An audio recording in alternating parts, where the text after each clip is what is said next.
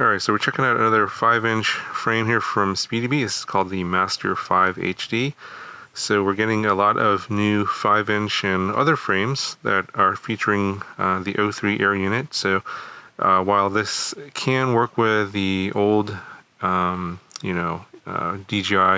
Vista and the old air unit, this is specifically geared towards the O3 air unit, and it's got this special heatsink insert in the back that you can see. This is metal CNC aluminum. It's got special part here for your O3 air unit that you're going to replace and then attach to that heatsink, so that the O3 unit will have nice airflow and keep it nice and cool in this frame. And also they put the nose of the frame more in front, so you can see where the motors are going to be and where the camera is going to be here. It's supposedly, they told me that there's not going to be any props in view, even in the ultra wide field of view. Got these CNC aluminum parts here in the front for the camera cage, and they have this little like fiberglass part here with all these different hole mounts for various cameras. I'm not 100% sure if this will work with analog stuff. Probably will. I mean, you have this, basic 20x20 mount here, and also 30x30 mount. So you put your standard video transmitters back here. I'm pretty sure you can do that. You have a 20x20 mount here as well. This can work with 19mm or 20mm cameras. You have this little section here. You can replace that with the GoPro mount if you want to just go traditional. There's a whole bunch of these like TPU parts here, arm bumpers, for example. This is pretty standard, for landing and putting these on, because obviously you have to put the motors on before you put these on. But you can have various different setups. I'll show you that here in the little quick start guide that they put together. But overall, a very nice frame, 5mm arms. It's got sort of like this jigsaw puzzle setup here.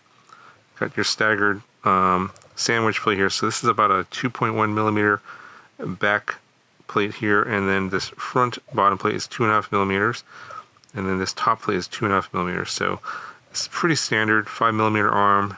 Got tapered look here, nice and chamfered. The overall, it looks really strong. They have these new silicone inserts here for your stack. So you can see this is a better look from the bottom. So this is for vibration dampening.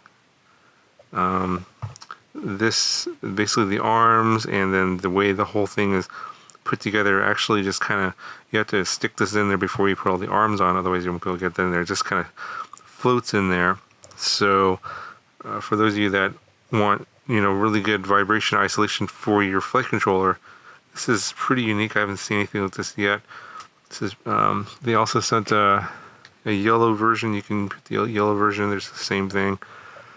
Also sent along the yellow 3D printed parts, but I think the gray ones are standard. This one has really nice parts in terms of like the way they're organized. So it shows you the part size, 2.5x6, and then what it's for. GPS mount, camera side plate, O3 air unit, etc. So everything is it's very easy to put together. You actually barely need to follow the instructions, but the instructions were really good too. So, put together the front camera section, and then here's this instructions on how to put the arms together. You can see how it's like a jigsaw puzzle there, and only a few screws to put it together. It's only took me about 20 minutes to put the whole frame together, and obviously I'm not finished with the frame build, because you have to put the parts in, flight controller, FPV system, motors, etc., and then put the rest of the 3D printed parts on. There's other things you can do here in the back in terms of if you want to put your crossfire antenna in the back here, or a GPS. They have a little GPS holder as well. These are all included, but you don't have to use them if you don't want to. So obviously the weight of this is going to vary quite a bit in terms of in terms of what you use. So if you don't want to use the arm bumpers to save a little bit of weight, you could just discard those, and that'll all, obviously save a little bit of weight. But let me just show you what it weighs now. So this is kind of a bare minimum setup here. If you don't want to use a lot of the 3D printer parts, it's 141.6 grams. And then if you want to add the additional 3D printer parts, so let's say like you want the 4 arm bumpers, those are 11.5 grams. And if you want the GPS prints in the back, that'll add 5.9 grams. And then you have this little part here. It's like a silicone protection piece that goes, I think it goes here, like this. I guess it protects that bottom plate against rocks or whatever. So you can stick that on if you want. And that'll add a little bit of weight. 2.5 grams. Well, surprising, it's pretty heavy. And then you probably want to use your battery straps here. So 6.3. If you use 2 battery straps, that's going to add 12.4. And then, oh yeah, I forgot about this. This is the XT60. It goes in the frame here, like so. So that'll be part of the build as well. And then there's screws to hold that in. So that's a good place to put that, especially if you're not using a GoPro. And that'll keep the battery cords out of the way of the props.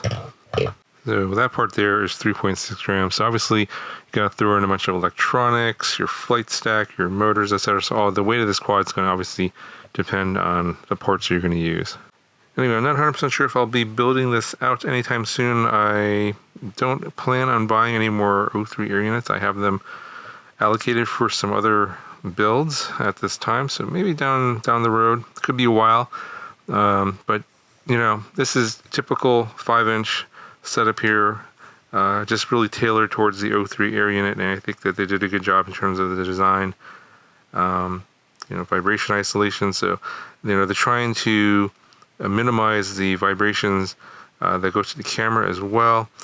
Not 100% sure how well that'll work out, because this is all hard mounted here. So in this piece right here, this piece that's actually mounting the camera is fiberglass. So not really sure how that's going to perform, because if there's vibrations going to the camera area, then that could mess with up the rock steady stabilization or the gyroflow stabilization. So no way to know that until you actually put the whole thing together and try it out. So I know people are gonna ask me if this frame will solve those problems or not, and my answer is it may or may not.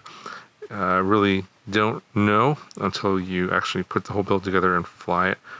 Anyway, a link will be down in the description if you want to check it out. That'll do it for this video. Talk to you guys in the next one.